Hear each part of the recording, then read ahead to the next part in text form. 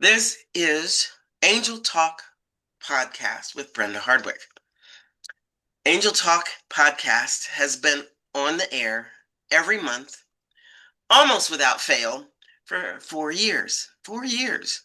Now, the first couple of years, it was only on Spotify and it was only voice. So it was only me. This last 6 months, I have had guest healers come on with me. My guest today is uh, my guest today is Colleen Taylor, and she is a healer, and she's been doing it for many, many years. She is a healer. She is a death doula, and she's also a medium. So we will see what she brings to our discussion today. And our topic is dealing with all the fear. And fear is in all capital letters because there's so much of it going around. Um, Colleen, I'll give you the opportunity to just say hello. And if there's anything you want them to know about you, please say.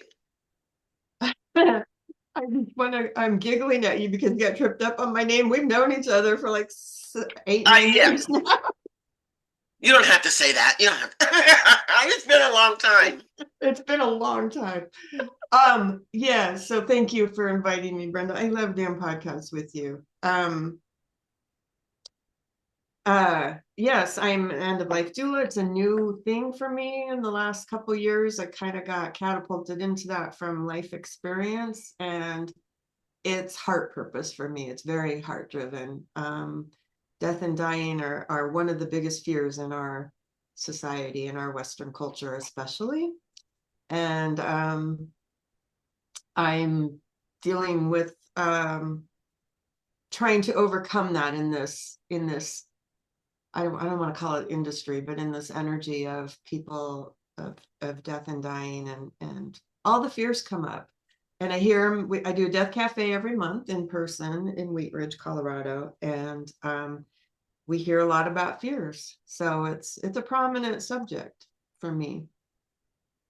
And I did bookkeeping and accounting before this, so quite the change. Quite the change. All right. Thank you. Um, all right. Dealing with all the fear. Well, I know for me, fear is everywhere. It's all over the place. It's everywhere. Sometimes it's more than I can shift, more than I can hold. There's my own fear. There's the fear of 2 7-year-olds that is amazing and weird, and because they're 7, and there's the fear of my son and his husband and their new endeavors with the restaurant, and with dealing with the bureaucracy, which is tantamount to the total frustration of many people who come to Portugal and endeavor to stay here, because you have to be able to just let it go, which is not easy. Um, and then there's the fear that's generated by what we see on the news, with what's going on back there where you are back in the States, which what's going on in the rest of the world, because there's no place anywhere that is calm and at peace and even, and everything is a mess. Um and there are some things that I do to reduce the fear. And I change up. I don't do the same things all the time, because depending on what's generating the fear for me at that moment, it might be a different thing that's going to alleviate it. What about you, Colleen? Yeah, I try to just stay grounded is my first and foremost thing. Mother's Day is always a little awkward for me with my mom not alive anymore, and I don't have children. So I never know what to do with myself because everybody else is busy and consumed by Mother's Day. So I take myself on a hike. And it was a beautiful day last Sunday, and it was just beautiful to be in nature and just really surrender to being in nature. That's what really helps me, just listening to the birds and um, the river and smelling the trees. It just that's always my go-to. I don't really have I have other tools, but it's close by. It's close enough that I can do it frequently enough, or just go walking at the park or my favorite cemetery or whatever that has lots of trees and birds and it's peaceful. So that's my go-to, but yeah, I'm just trying to stay centered on what's in front of me and not taking in all the energies that are surrounding our country right now and our Yeah, world and our world. it's it's it's not easy. And going for a hike is not always um that's not always something that I do. I know, or I would do, mostly because living in Portugal, if you're going to hike, it means you're going uphill. Excuse me. And in some of the places, some of those hills are almost 90-degree angles. So I walk, yes, but I will ground. That really helps. I have grounding plates here in my office here. I will go outside and just stand in the grass. Um, I'm kind of jealous. You got a place that's got trees that you can walk in. There aren't really any trees close by around me that I would want to hug. There's a couple of eucalyptus out there, but they get kind of sticky with that sap. I don't want that on my clothes. So yeah, probably not so much. But I'll stand in the grass. If we take I take the kids to one of the parks that's close by, Covelo. Um, it's called Rabbit Park, Covelo Park. Oh no, that's Coelho. Oh, never mind. I'm mixing up my Portuguese words. Um, there's a walking path up there that has some large trees. I still probably wouldn't hold them, but I would stand under them and listening to the wind pass through them. Um, because it's kind of high up.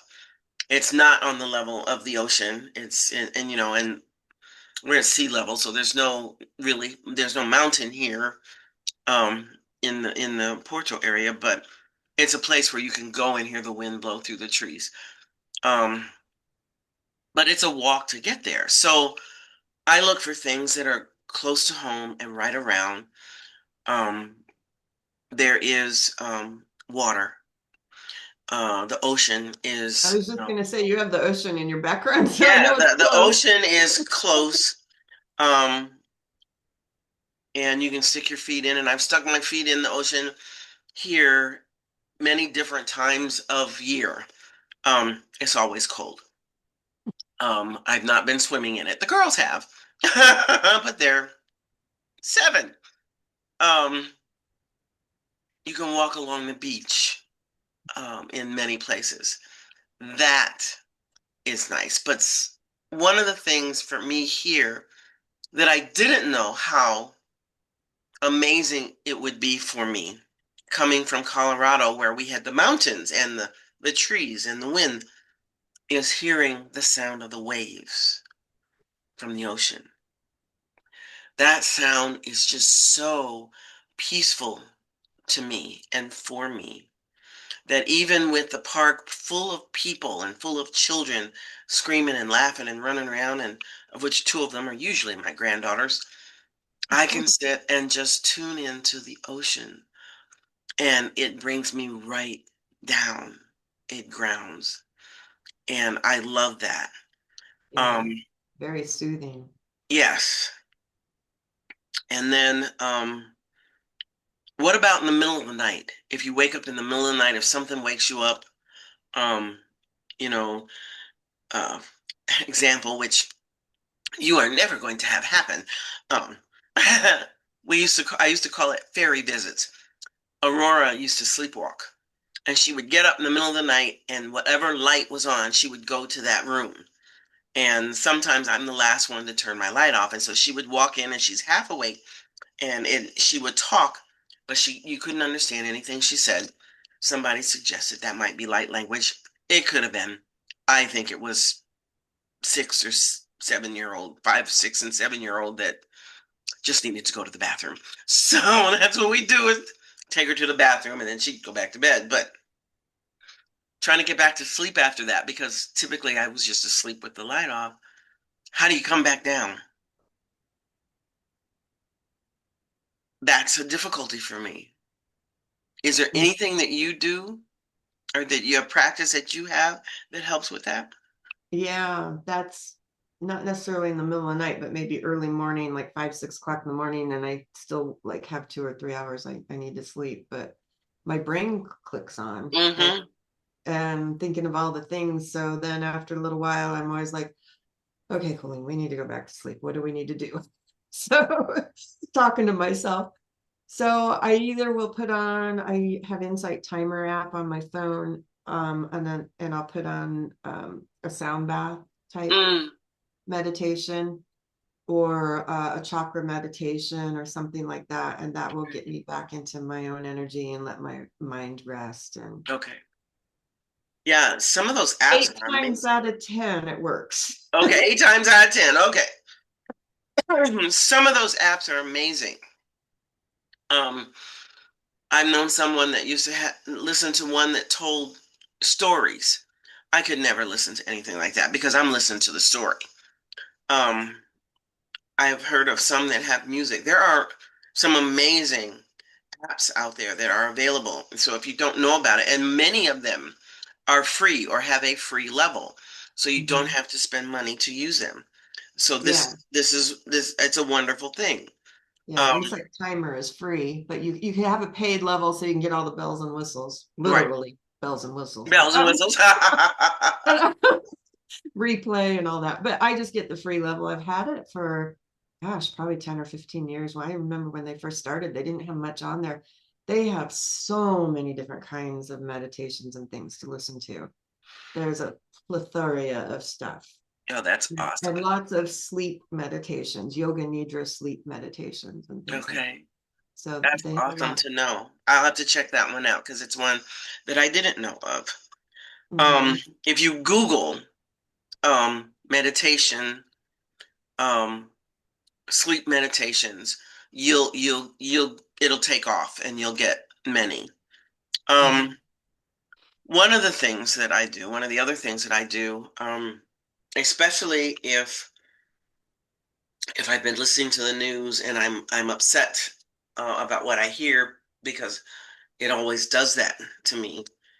Or if I talk to a client or to a friend here and they ask me, well, what do you think about blankety blankety blank that's going on in the US? Oh gosh, that's a rabbit hole I really don't like to go down.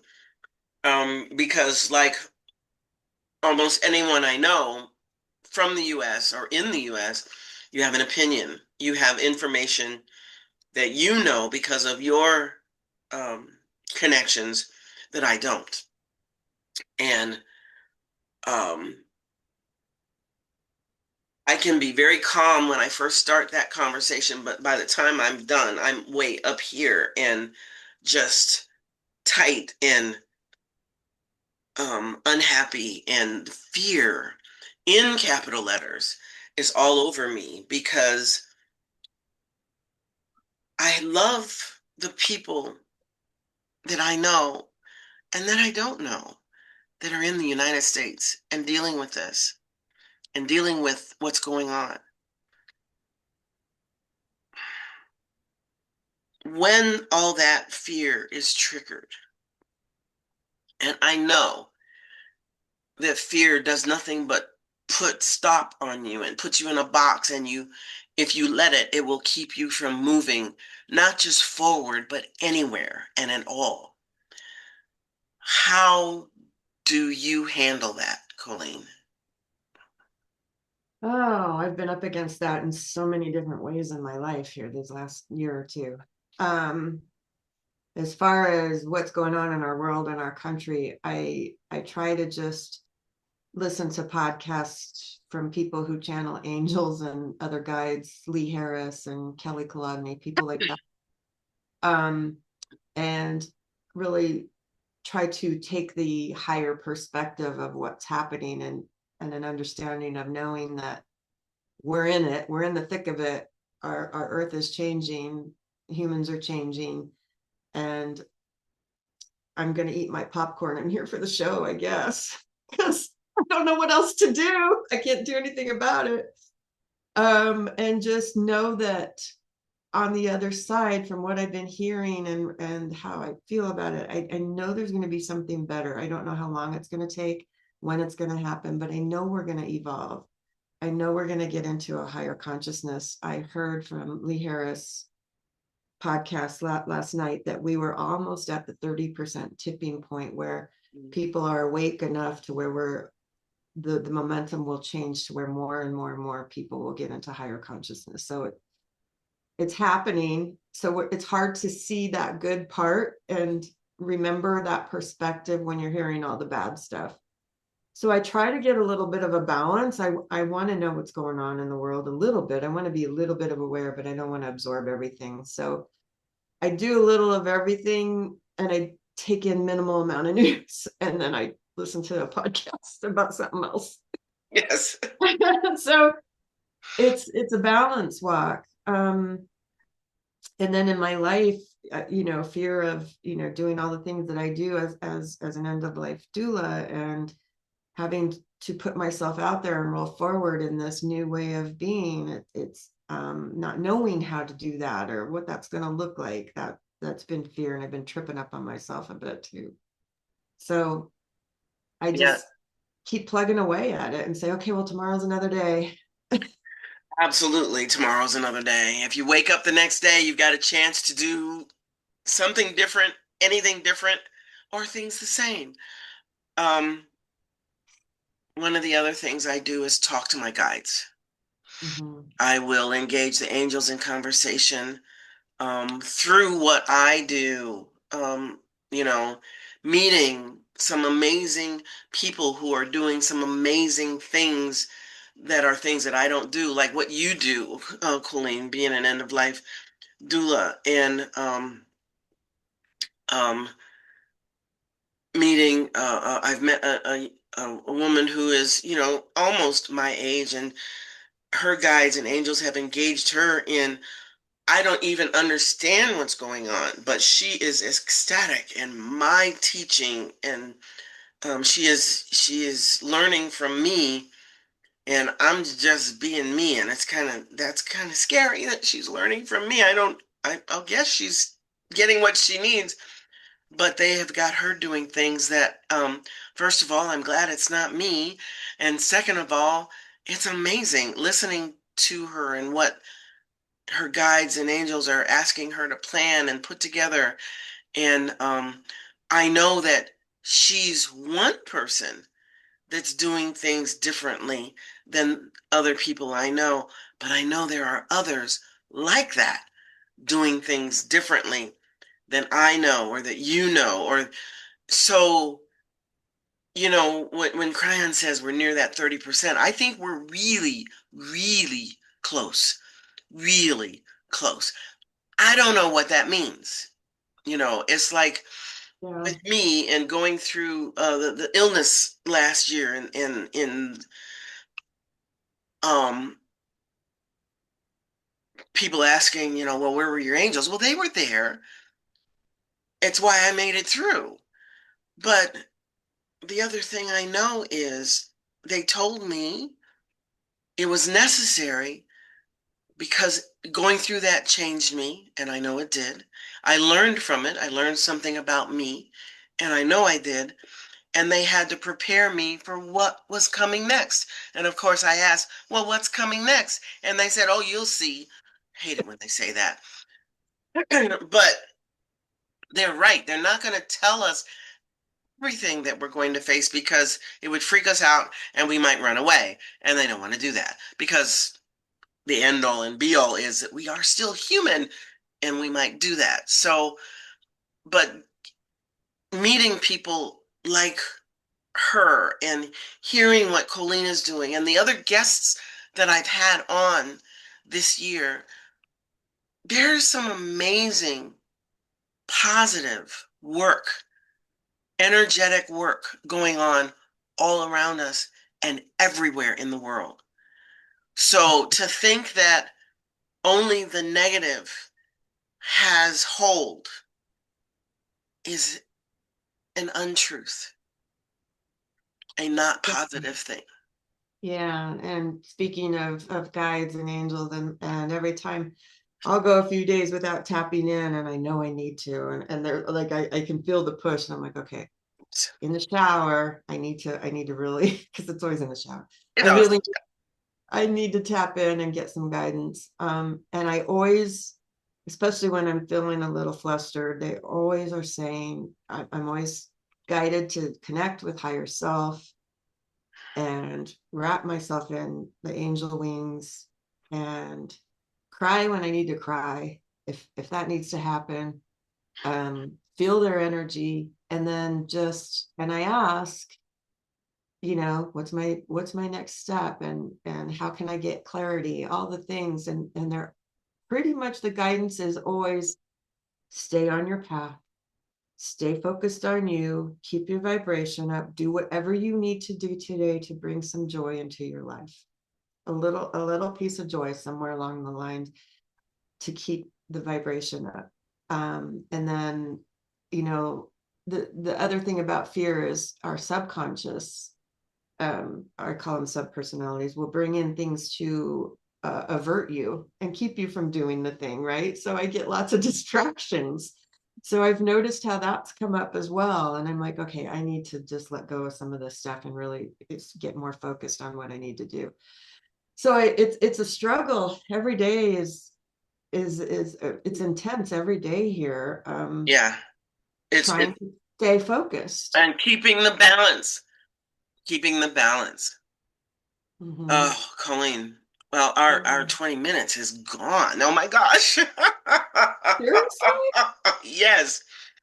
Um, the Well, last question I always ask my guests is if there is one thing that you can suggest someone do when the fear is just it's right here and it's overwhelming and maybe they're crying or maybe they need to scream or I mean it's right here and they're overwhelmed with it.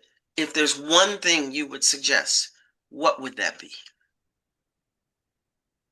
let that happen. Feel the feels, get the emotions out. Don't let it go on for a very long time if you can, but it's going to pop up on you later if you try to submerge it. It's like the beach ball under the water. You're trying to submerge it, it's going to pop up in another way. So you're going to get cranky with somebody, or it's going to get worse or whatever. So let the emotions flow through you. Don't Okay. hold them. Don't hold them in your body. Feel them. Let them come up. Let them transmute. Tears are transmutation. Yes. Um, Laughter is too. Laughter is too. And Yeah. that's what I was going to say. And then, like I just said a little bit ago, think about what can ground you and bring you joy. Even if it's just petting your dog or your cat, if it's going for a walk, it's the very, very, very, these days, it's the very, very simple things, the Yes. very minimal, simple things. And I also want to add, because I wanted to say this at some point in our podcast, death is a teacher for me, and it is for everybody. Death and dying is the most transformational teacher there is. You are changed when you lose a loved one, and it's different for each loved one. And I'm also a hospice volunteer, and the things that come up at the end of life are the regrets. It's the things that you didn't enjoy, you didn't get done, you were too afraid to do, the fear that came in all your life. Mhm. And the memories that are there are the little memories, the fond memories. Like I had a memory of my mom on Facebook yesterday, the last day I saw her. And the fond memory was the last conversation I had with her. And it was a very intimate conversation. And those are the things that I remember about her. It's not the big celebrations, it's not the big things, the birthdays, the Christmases. It's the little things that she used to do. So those are the memories that we keep. So make those kind of memories each and every day. And do your best. This is what also keeps me centered, is doing my best to follow my heart every day in what I do, and helping people in this field to try and educate, to try to resolve that fear about death and dying. And that's a challenge, but I know at the end of life, we look back and go, why didn't I do the thing? Why didn't I do the thing? Yeah. So it keeps me centered every day. And just trying to, stay out of my own fear so that I can teach people how to stay out of their fear. I will add that a lot of the fear of death is because it's looked at as an end, but it's really not, because we are energy. We are all energy, and energy doesn't end. It goes on to the next thing. Yeah, and that's hard to understand. Everybody has their own beliefs, but the thing that I notice and that people talk about in death cafes, and I'll wrap this up quickly, but is most of us have never died before. Unless you've had a near-death experience, which I have, and you know what's waiting for you. If you haven't done it before, it's really, really hard to understand what that's going to be like. And most of us have never cared for anyone dying before. Right. And that, if they've never seen that or done that, that can be traumatic. So the education is really, really needs to be known. And I want to say the planning. So death can go a lot better. And I'm here to help raise that vibration around death and dying, because if we can educate and plan and do all the things, it can go a whole lot better than it has been going. We have a way of making it peaceful. We used to do this. We've been doing it since humans have been alive, right? Every one of us have died. So, but in our ancestry, we used to do this at home. We used to take care of each other. We used to know how to do this, and it's been taken out of our realm through hospitals and medicalization. So I want to bring back that reverence of taking and caring for somebody who's dying and knowing how to do that, because it can go better. And the grief and the bereavement afterwards can be a lot less traumatic if the death is peaceful. But so it's planning and controlling and trying to do that, and then surrendering, right? And then going, okay, I don't know how this is going to look, but it's going to be okay. I don't know how it's going to happen, but it's going to be okay. Absolutely. And that's really hard to surrender that control over. People want to control what's going to happen. So it's a balance, back to balance again. Thank you, Colleen. Thank you so much. I appreciate you, and I appreciate the message you've brought here today. I hope you will all tune in next month, the fourth Wednesday of the month. Our speaker will be Sherry Schoen, the hoodoo woman, I'm hoodoo looking forward practitioner. to Yes. hearing from her. She's a joy. Yes. And our topic is halfway done and just getting started. It's the 6th month of the year. It's June. Thank you. I appreciate you all. Namaste. Thank you, Brenda.